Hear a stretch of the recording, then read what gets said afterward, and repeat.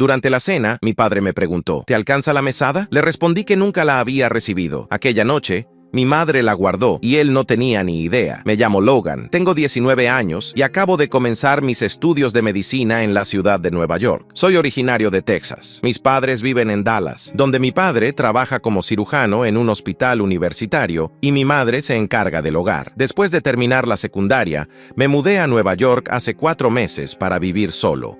Me esforcé mucho para ingresar a la Facultad de Medicina en julio, inspirado por mi padre, pero no he podido disfrutar la vida universitaria como los demás. Quería hacer amigos, unirme a clubes, divertirme, pero el dinero ha sido muy escaso. Mis padres cubren la matrícula, pero todos los demás gastos corren por mi cuenta. Además de asistir a clases, he trabajado como tutor, asistente en eventos y bartender. Aún así, me cuesta llegar a fin de mes con el alquiler y los gastos básicos. Cambio de trabajo seguido para ajustarme a los horarios y normalmente trabajo los fines de semana. Ha sido agotador, tanto mental como físicamente. Llego cansado a clase y, cuando vuelvo tarde a casa, me cuesta encontrar la energía para estudiar. Estoy preocupado porque podría repetir el año. Me estoy quedando atrás en las materias. Si esto sigue así, no podré concentrarme en mis estudios, que deberían ser mi prioridad. Me sentía ansioso y desesperado, así que llamé a mi madre para pedirle ayuda económica, aunque fuera poca. Mi padre casi nunca está en casa por su agenda ocupada, así que es mi madre quien maneja las finanzas. Aunque mi papá gana bien. Ella me dijo que no tenían dinero extra, que pagar la matrícula ya era difícil, así que no podían enviarme más. Con esa respuesta, me sentí atrapado. Al volver a mi departamento esa noche, me quedé mirando el techo por horas. El departamento es pequeño, apenas un estudio con baño privado en el barrio de Queens. No era lo que había imaginado cuando soñaba con mi vida universitaria en Nueva York, pero era lo único que podía pagar. Las paredes están llenas de manchas de humedad, y algunas noches tengo que poner recipientes para recoger el agua de las goteras. El refrigerador hace un ruido extraño que me despierta. Muchos de mis compañeros viven en residencias universitarias modernas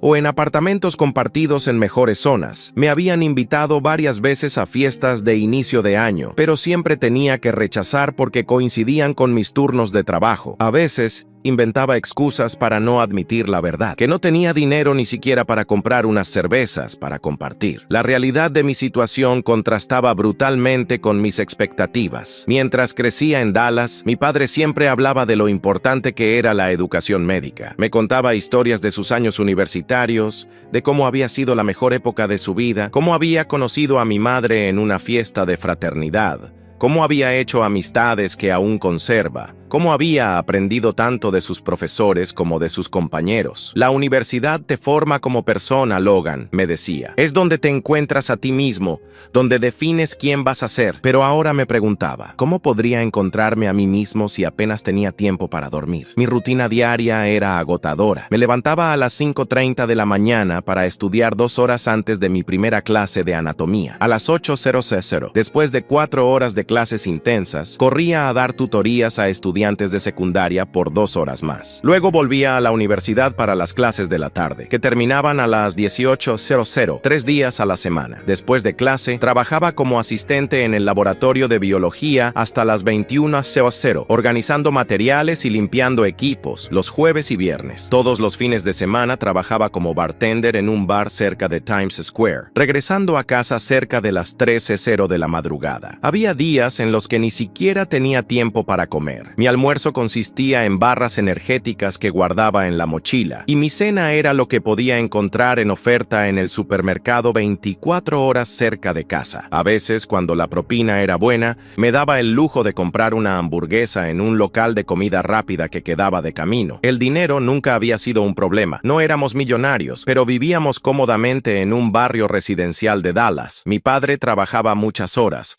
pero ganaba bien. Nunca me faltó nada. Tenía mi propio auto desde los 16 años. Iba a campamentos de verano, viajábamos en vacaciones. Pero ahora, por primera vez en mi vida, entendía lo que significaba contar cada centavo. La primera vez que vi el precio de los libros universitarios, casi me desmayo. Tuve que comprar ediciones usadas de hace 10 años porque las nuevas eran impagables. Compartía apuntes con compañeros que sí podían permitirse los materiales actualizados. Mi madre siempre había manejado las finanzas del hogar, pagaba las cuentas y se aseguraba trataba de que todo estuviera en orden. Mi padre apenas sabía cuánto costaban las cosas cotidianas. Me di cuenta de que probablemente no tenía idea de lo que cuesta realmente vivir solo en Nueva York. Muchos de mis amigos que también viven solos reciben ayuda de sus padres, y los envidio, pero decidí seguir trabajando. Cuando llegaron los exámenes parciales, no había estudiado lo suficiente. Como era de esperarse, tuve que rendir recuperatorios, y fueron un desastre. Dormí muy poco la semana previa, intentando memorizar todo lo que no pude aprender durante el semestre. Tomé tantas tazas de café que me temblaban las manos. El día del examen de bioquímica, casi me dormí sobre el papel. Mi mente estaba nublada y las preguntas parecían escritas en otro idioma. Salí del aula sabiendo que había fallado. Me senté en una banca del campus y, por primera vez desde que llegué a Nueva York, lloré. No eran lágrimas de tristeza, sino de frustración. Había trabajado tan duro para llegar aquí. Había soñado con ser médico desde niño y ahora todo se estaba desmoronando ante mis ojos. Ese día falté a mi turno en el laboratorio. No tenía energía para fingir que todo estaba bien. En cambio, caminé por Central Park, observando a familias que paseaban, parejas que reían, estudiantes que descansaban bajo los árboles con sus libros. Me pregunté si alguna vez tendría esa tranquilidad, esa normalidad que ahora parecía tan lejana. Mi teléfono sonó mientras miraba el estanque. Era mi jefe del laboratorio. «Logan, ¿dónde estás? Llevo una hora esperándote». «Lo siento, no me siento bien», respondí sin mentir del todo. «Mira, sé que estás pasando por un mal momento con los exámenes, pero necesito que seas responsable. Si no puedes comprometerte con este trabajo, tendré que buscar a alguien más. Entiendo, no volverá a pasar, pero sabía que era una promesa vacía. Algo tenía que cambiar. No podía seguir así. Terminé los exámenes a comienzos de agosto y empezó el receso de verano. Planeo trabajar todo lo posible durante este descanso para ahorrar lo que pueda. El verano en Nueva York era sofocante. El calor se reflejaba entre los edificios, convirtiendo la ciudad en un horno de cemento. Mi departamento no tenía aire acondicionado, solo un ventilador viejo que movía el aire caliente de un lado a otro. Dormía con una toalla húmeda sobre el cuerpo para soportar el calor. Pero el calor era el menor de mis problemas. Había conseguido un trabajo extra en una cafetería que abría a las 6:00 de la mañana. Así que ahora mi rutina incluía 4 horas allí, luego tutorías por la tarde y el bar por la noche. Algunos días trabajaba hasta 16 horas seguidas. El dueño de la cafetería, un griego llamado Nikos, me miraba con preocupación. «Muchacho, trabajas demasiado. No es saludable. Necesito el dinero, Nikos», le respondía mientras limpiaba mesas a toda velocidad. «¿Tus padres no pueden ayudarte? Ya hacen mucho pagando la universidad». No insistía, pero a veces me guardaba pasteles que no se habían vendido o me preparaba sándwiches para llevar. Esos pequeños gestos de bondad me mantenían a flote. Un día, mientras servía café a un cliente habitual, un profesor de economía de la Universidad de Columbia, escuché una conversación que me hizo reflexionar. «El sistema está diseñado para quebrar a los estudiantes», decía. «Les hacemos creer que la educación es la única vía para progresar, pero los cargamos con deudas imposibles de pagar o los obligamos a trabajar hasta el agotamiento. ¿Qué clase de sociedad hace esto con sus jóvenes?». Me quedé pensando en eso todo el día. ¿Era yo parte de ese sistema? ¿Estaba sacrificando mi salud, mi bienestar, mi juventud por un título que tal vez ni siquiera obtendría si seguía así? Después de las vacaciones, quiero enfocarme más en mis estudios, así que reduciré mis turnos de trabajo. Eso significa que debo ahorrar más y también reducir mis gastos diarios. Comencé a llevar un registro detallado de todo. Descubrí que gran parte de mi dinero se iba en transporte público. Decidí comprar una bicicleta de segunda mano por $50. Estaba oxidada y la cadena se salía cada pocos kilómetros, pero me permitía moverme sin gastar en metro o autobús. También reorganicé mi presupuesto de comida. Dejé de comprar café en la calle, aunque Nikos insistía en regalármelo cuando pasaba por la cafetería, y empecé a cocinar grandes ollas de arroz y frijoles que me duraban varios días. Compré un termo bueno para llevar agua en vez de comprar botellas. Ahorraba comiendo fideos instantáneos, pan y comidas preempacadas con descuento. Pero los sacrificios iban más allá de lo material. Lo más difícil era ver cómo mi vida social se desvanecía. Los pocos amigos que había hecho en clase dejaron de invitarme a salir. Después de tantos rechazos, veía sus historias en Instagram. Fiestas en azoteas con vista al skyline de Manhattan, cenas en restaurantes de moda, excursiones de fin de semana a las playas de Long Island. Mientras tanto, yo pasaba mis días libres lavando mi ropa a mano para ahorrar en lavandería o buscando ofertas en supermercados locales. Me sentía cada vez más solo. La soledad en una ciudad tan poblada era paradójica y dolorosa. Caminaba entre multitudes sintiéndome invisible. Servía tragos a personas que reían y celebraban, mientras yo apenas podía mantener los ojos abiertos. Una noche, al volver a casa tras un turno agotador, me detuve en el puente de Queensboro. El horizonte de Manhattan brillaba frente a mí, como una postal de promesas y oportunidades. Me pregunté cuántas personas estarían en mi situación, luchando, fingiendo que todo iba bien mientras se derrumbaban por dentro. Crecí en una familia acomodada, así que nunca me preocupé por el dinero. Jamás imaginé vivir en esta clase de pobreza. Mi madre me llama cada domingo. Nuestras conversaciones se han vuelto superficiales. No le cuento nada sobre mis problemas económicos desde aquel intento fallido. No quiero preocuparla, o quizás no quiero confirmar que realmente no pueden ayudarme. ¿Cómo van las clases, hijo? Bien, mamá. Aprendiendo mucho. Mentía. ¿Y has hecho amigos? Tu padre siempre dice que las amistades de la universidad son para toda la vida. Sí, algunos. Somos un grupo muy unido. Otra mentira. Me alegro tanto, Logan. Sabía que te adaptarías bien. Siempre has sido muy independiente. Esa palabra, independiente, me dolía especialmente. No era independencia lo que vivía, sino abandono disfrazado de autonomía. Después de esas llamadas, me sentía peor. La distancia entre la imagen que mostraba y mi realidad era cada vez mayor. Mi único amigo cercano era Alex, un compañero de clases que había notado mi agotamiento constante. A diferencia de los demás, no se había rendido conmigo. Seguía invitándome a salir, aunque sabía que probablemente le diría que no. Alex venía de una familia de clase media de Nueva Jersey. Sus padres le habían comprado un auto modesto y le enviaban una mensualidad que, aunque no era enorme, le permitía vivir sin preocupaciones. Compartía un departamento con otros 2 estudiantes en Brooklyn, lo que reducía considerablemente sus gastos de vivienda. Un viernes por la tarde, mientras estábamos en el laboratorio de anatomía, Alex me preguntó por enésima vez: ¿quieres venir a una fiesta esta noche? Es en casa de un amigo en Williamsburg. Nada fancy, solo cerveza y pizza. Estaba a punto de dar mi respuesta habitual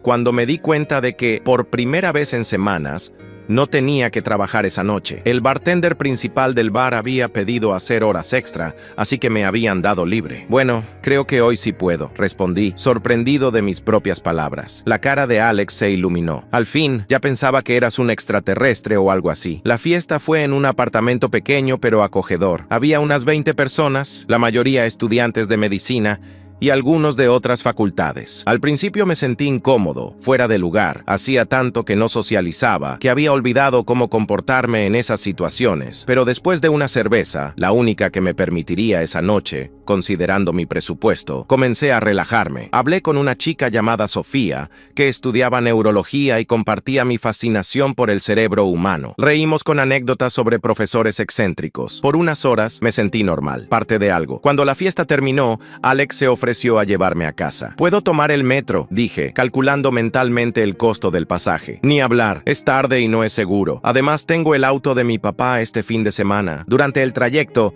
Alex puso música de los 80 y cantamos canciones de Journey y Queen. Fue el momento más feliz que había tenido desde que llegué a Nueva York. «Deberías salir más, Logan», me dijo mientras entrábamos a Queens. «Todos te extrañamos en las reuniones». «Trabajo mucho», admití. «No tengo mucho tiempo libre». «Lo sé, pero también hay que vivir, ¿no? La universidad no es solo estudiar y trabajar. Para algunos de nosotros, sí lo es», respondí más amargamente de lo que pretendía. Alex guardó silencio por un momento y luego preguntó con sinceridad: «¿Estás bien, Logan? ¿De verdad?» Pensé en mentir, en decir que todo estaba perfecto, como hacía con mi madre, pero ya estaba cansado de fingir. «No, Alex, no estoy bien. Apenas puedo pagar el alquiler. Trabajo en 3 lugares diferentes. Mis notas están bajando y siento que estoy fracasando en todo». Mi voz se quebró al final. Alex detuvo el auto apartamento en una calle tranquila. ¿Por qué no me habías dicho nada? Podríamos haberte ayudado. ¿Cómo? No es como si pudieran darme dinero. Hay muchas maneras. Materiales compartidos, comidas en grupo. Incluso podrías haberte mudado con nosotros cuando se fue Ben el mes pasado. Nunca había considerado esas opciones. Había estado tan enfocado en mi lucha individual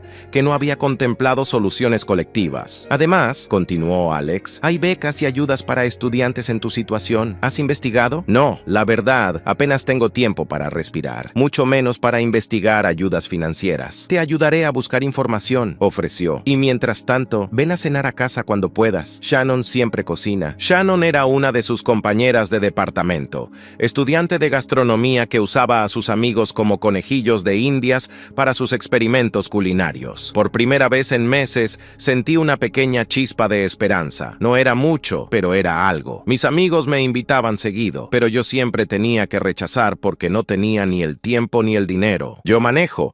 Vamos a algún lugar gratis, me escribió otro compañero. Paso trabajando todos los días y pronto me voy a casa por las fiestas. ¿Estás seguro de que estás bien? Le respondí. Siempre pareces cansado en clase. Creo que estás trabajando demasiado, me dijo con preocupación. Tengo energía física y necesito cubrir mis gastos. Nos vemos cuando empiece el nuevo ciclo, contesté cerrando la conversación. Las palabras de Alex me dejaron pensando. Tal vez había más alternativas de las que creía. Al día siguiente pasé por la oficina de ayuda financiera de la universidad. Había formularios para becas complementarias, programas de estudio mejor remunerados que mis empleos actuales e incluso préstamos con intereses bajos para estudiantes en situación de emergencia. Mientras llenaba los formularios, recordé las palabras de mi madre. No tenemos dinero extra. ¿Era posible que realmente estuvieran en problemas financieros? Mi padre ganaba bien como cirujano, pero tal vez había gastos de los que no sabía, o quizás era solo la forma de mi madre de enseñarme independencia. Ese fin de semana, mientras trabajaba en el bar,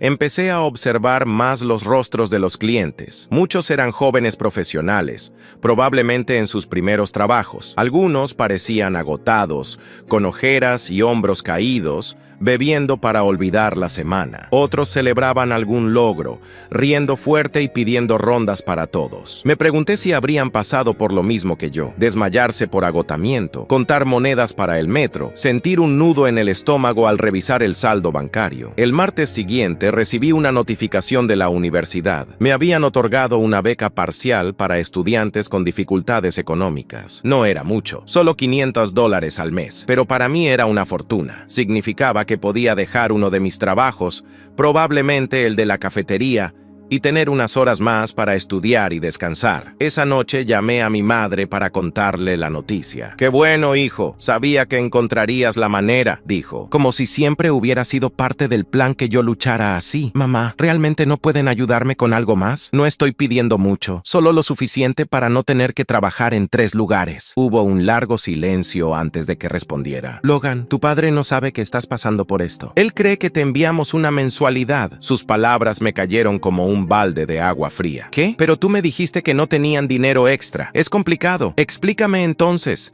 porque estoy al borde del colapso aquí. Mi madre suspiró profundamente. Tu padre y yo estamos pasando por un momento difícil. Él no lo sabe, pero tenemos algunas deudas. Hice unas inversiones que no salieron bien. ¿Inversiones? Acciones. Un amigo me recomendó algunas empresas que parecían prometedoras, pero perdimos mucho dinero. Tuve que vender casi todos nuestros ahorros y pedir préstamos para cubrir algunas pérdidas. ¿Y papá no se ha dado cuenta? Él nunca se ocupa de las finanzas. Logan, confía en mí para eso. No quiero preocuparlo. Ya tiene suficiente estrés en el hospital. Sentí una mezcla de rabia y confusión. Mi madre había estado ocultando problemas financieros graves, no solo a mí, sino también a mi padre. Mamá, esto no puede seguir así.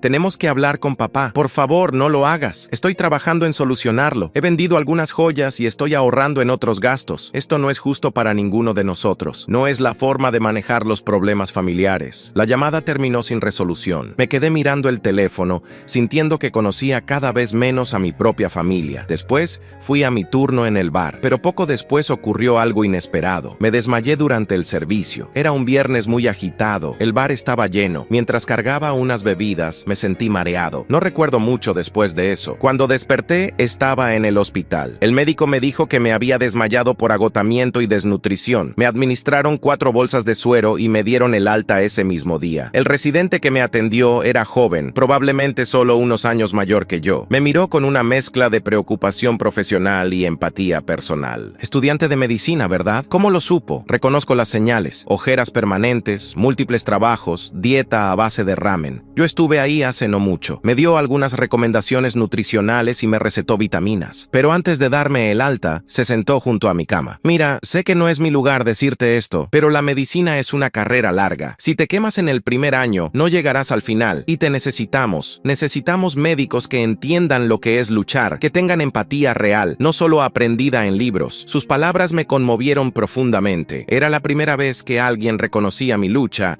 y la validaba como algo que podría hacerme mejor médico. Llamé a mi jefe del bar para avisarle. Tu jefe me contó que, al ver que no respondías, llamó una ambulancia sin perder tiempo y también contactó a tus padres. Has estado tomando demasiados turnos. Confío mucho en ti, pero quiero que descanses el resto del mes, me dijo. Eso implicaba menos ingresos para mí. Unas horas después de regresar del hospital, recibí una llamada de mi padre. Su voz sonaba agitada, preocupada. Logan, tu jefe del bar me acaba de llamar. ¿Estás bien? ¿Por qué no me avisaste que estabas en el hospital? Acabo de salir, papá. No quería preocuparte. Fue agotamiento y desnutrición. ¿Qué está pasando, hijo? Era el momento de la verdad. Papá, estoy trabajando demasiado. 3 empleos además de la universidad. No tengo tiempo para comer bien ni dormir lo suficiente. ¿3 empleos? ¿Por qué necesitas 3 empleos? Porque con uno solo no puedo pagar el alquiler y los gastos. Pero tu madre y yo te enviamos una mensualidad. ¿No es suficiente? Mi corazón dio un vuelco. Papá, nunca he recibido ninguna mensualidad. El silencio que siguió fue largo y denso. Voy a llamar a tu madre, dijo finalmente. Luego te llamo de vuelta. Colgué, sintiendo una mezcla de alivio y ansiedad. La verdad, por fin, estaba saliendo a la luz, pero no sabía qué consecuencias traería para mi familia. Mientras iba en el metro de regreso a casa, me preguntaba si debería conseguir más alumnos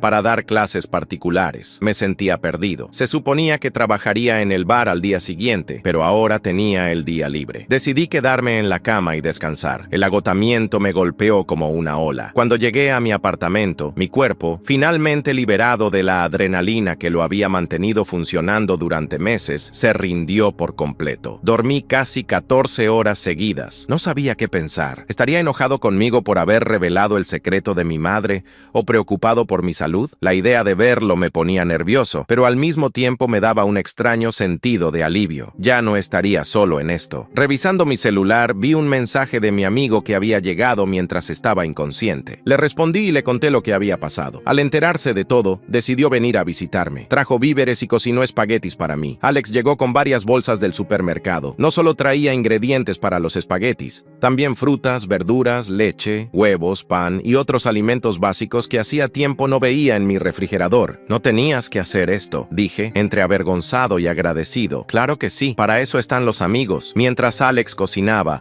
le conté sobre mi conversación con mi padre y lo que había descubierto sobre las finanzas familiares. Suena a que tu madre podría tener un problema de ludopatía, comentó Alex, que antes de estudiar medicina había comenzado psicología. Las inversiones podrían ser apuestas disfrazadas. No había considerado esa posibilidad, pero tenía sentido. Explicaría la urgencia de mi madre por mantener el secreto, su insistencia en que estaba solucionando el problema. Si era así, y era una enfermedad. Logan, no es solo un asunto de malas decisiones, continuó Alex mientras revolvía la salsa. Es un trastorno que necesita tratamiento. Esa perspectiva me hizo replantear mi rabia hacia mi madre. Si realmente padecía ludopatía, necesitaba ayuda profesional, no reproches. El problema era que mi padre tampoco lo sabía y ahora estaba viajando a Nueva York, probablemente confundido y enfadado. ¿Cuándo llega tu papá?, preguntó Alex, sirviendo los espaguetis en unos platos desportillados que había encontrado en mi alacena. Mañana por la tarde. Me dijo que tomó un vuelo directo desde Dallas. ¿Quieres que esté contigo cuando venga? Consideré su oferta. Alex era un gran amigo y su compañía podía reconfortarme, pero sentía que era un asunto familiar que debía resolver por mi cuenta. Te lo agradezco, pero creo que es mejor que hable con él a solas. Alex asintió, comprendiendo. Está bien, pero llámame si necesitas algo, lo que sea. Mientras comíamos lo que había preparado con tanta amabilidad, hablamos del costo de vivir solo. Cuando le conté que no recibía ningún apoyo económico de mis padres, se sorprendió. ¿Así que por eso trabajas tanto? Pero tu papá es doctor. ¿No deberías estar recibiendo algo de ayuda? Le pregunté a mi mamá y me dijo que con la matrícula ya están al límite. ¿En serio? Pero eres hijo único, ¿no? Quizás si insisto otra vez puedan enviarme algo. ¿Y qué te dijo? Que ni siquiera una pequeña ayuda es posible. No puede ser. Eso no tiene sentido. Odio decirlo, pero quizás tu papá está enfermo o tal vez está desempleado. Lo dudo. Hablé con él hace 3 días y mencionó una cirugía que había hecho ese mismo día. Entonces, ¿qué otra explicación podría haber? ¿Están comprando una casa nueva? ¿Un yate? ¿Tu papá tiene otra familia? Casi me reí de lo absurdo de esa última sugerencia,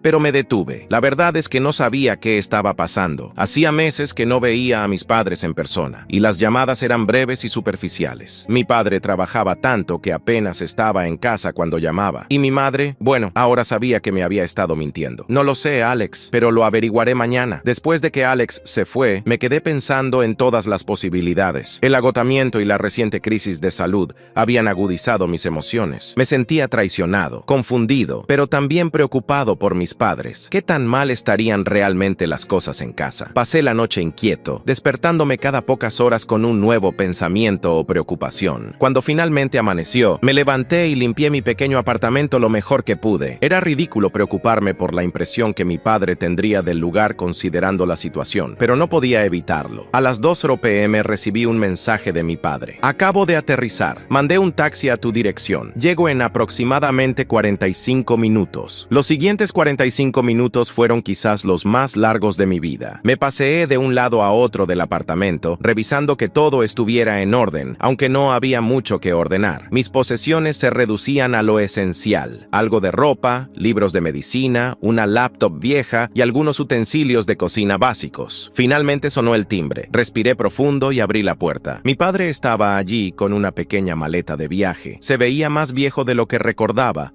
con nuevas canas en las sienes y líneas de preocupación en el rostro. Me miró por un momento, evaluándome con ojos de médico, y luego me abrazó con fuerza. Logan, me diste un susto terrible. No esperaba esa reacción. Había anticipado enojo, confusión, tal vez acusaciones, pero no esta preocupación tan sincera y abrumadora. Estoy bien, papá. Solo fue un desmayo por cansancio. Me soltó y entró al apartamento, observándolo con atención profesional. Este lugar es pequeño, comentó tratando de ser diplomático. Es lo que puedo pagar, respondí, sintiendo una punzada de vergüenza, aunque sabía que no era mi culpa. Mi padre asintió lentamente y se sentó en mi única silla. Yo me senté en la cama. He hablado con tu madre, dijo sin rodeos, largo y tendido. Su tono era grave, su mirada intensa. Y tenías razón, nunca te enviamos una mensualidad. Tu madre me dijo que tú preferías ser independiente, que habías rechazado nuestra ayuda. Sentí que la rabia volvía a mi garganta. Eso no es cierto. Yo le pedí ayuda varias veces. Mi padre asintió,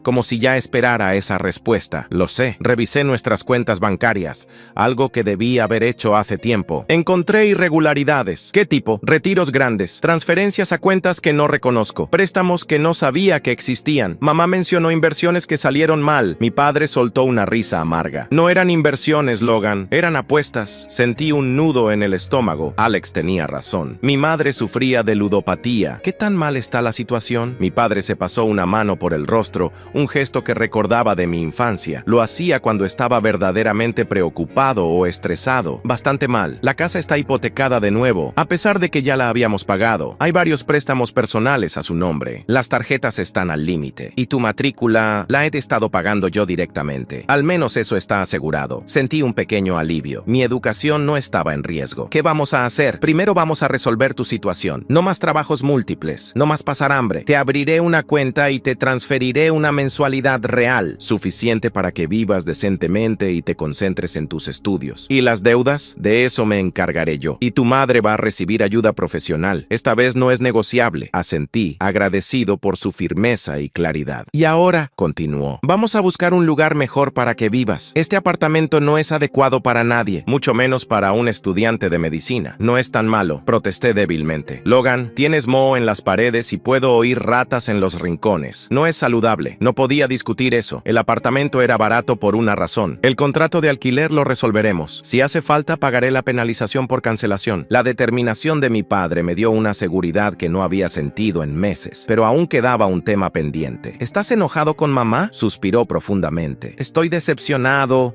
preocupado y sí, también enojado, pero sobre todo me siento culpable por no haber estado más presente, por no haberme dado cuenta de lo que pasaba, ni en casa ni contigo. Sus palabras resonaron en mí. A pesar de todo, no podía culparlo del todo. Yo también había contribuido al problema, al no insistir más, al no ser completamente honesto sobre mi situación. Confiamos demasiado, dije. Mi padre asintió con una sonrisa triste. Eso parece, pero ahora estamos hablando. Y eso es lo importante. Durante las siguientes horas, de ti, Logan, a pesar de todo, has demostrado una determinación y resiliencia que muchos no tienen. Gracias, papá, y gracias por venir. Siempre vendré cuando me necesites. Solo recuerda pedírmelo directamente la próxima vez. Asentí sintiendo un nudo en la garganta. Dale mis saludos a mamá, dije, y dile que la apoyo, que entiendo que está enferma y necesita ayuda. Mi padre asintió con los ojos húmedos. Se lo diré. Te amo, hijo. Yo también te amo, papá. Después de que se fue, me instalé en mi nueva habitación. Era pequeña, pero limpia, con una ventana que daba a un pequeño parque. Mis nuevos compañeros de piso, Javier y Mina, me recibieron con calidez. Ambos estaban en segundo año de medicina y entendían perfectamente la presión académica. Esa noche, mientras desempacaba mis escasas pertenencias, recibí un mensaje de Alex. ¿Cómo fue todo con tu papá? ¿Estás bien?, le respondí con un resumen de lo ocurrido y una foto de mi nueva habitación. Genial. ¿Quieres que pase mañana a traerte un regalo de bienvenida? Sonreí mientras escribía mi respuesta. Claro, pero esta vez yo cocino. Por primera vez desde que llegué a Nueva York, sentí que las cosas podrían funcionar. No sería fácil. Mi madre tenía un largo camino de recuperación por delante y yo tenía que recuperar el tiempo perdido en mis estudios. Pero ya no estaba solo en esta lucha. La semana siguiente dejé mis trabajos en la cafetería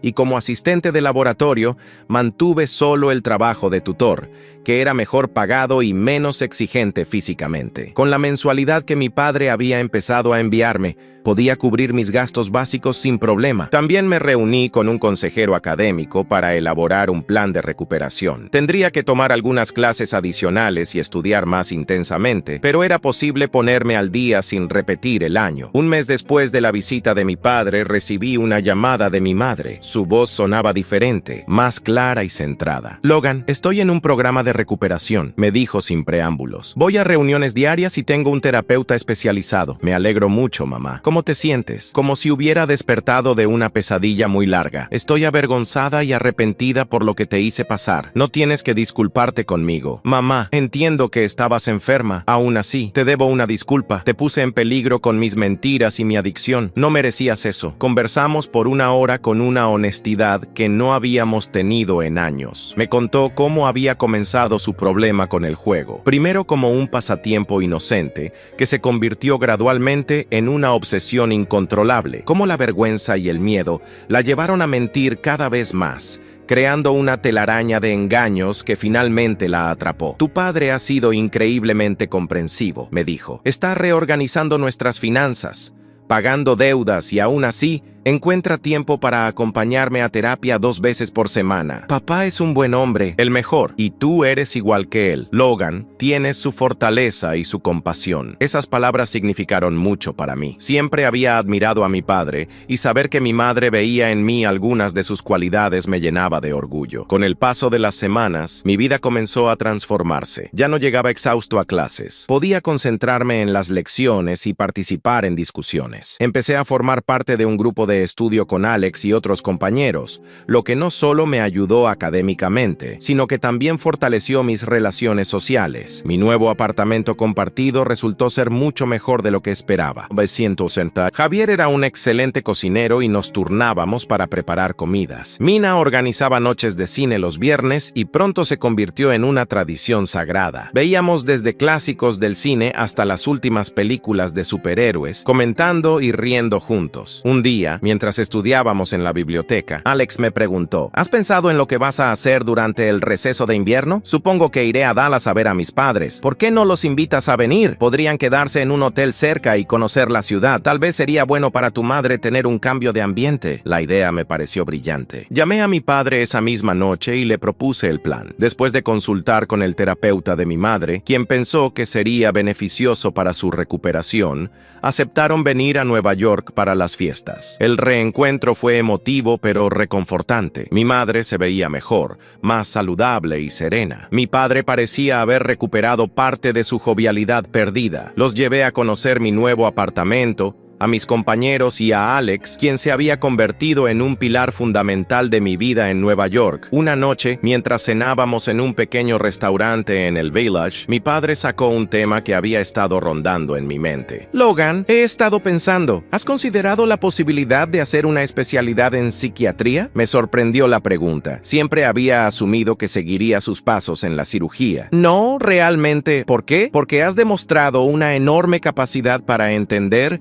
y manejar situaciones emocionales complejas. Lo que has vivido este año, la forma en que has manejado la situación con tu madre, eso muestra una empatía y una fortaleza que serían invaluables en la psiquiatría. Nunca lo había visto de esa manera. Siempre había considerado mi lucha como un obstáculo, no como una experiencia formativa que podría orientar mi carrera. Lo pensaré, respondí honestamente. Mi madre, que había estado escuchando, añadió, sea cual sea la especialidad que elijas, serás un gran médico, Logan, porque ya has aprendido la lección más importante, cómo caer y volver a levantarte. Sus palabras resonaron profundamente en mí.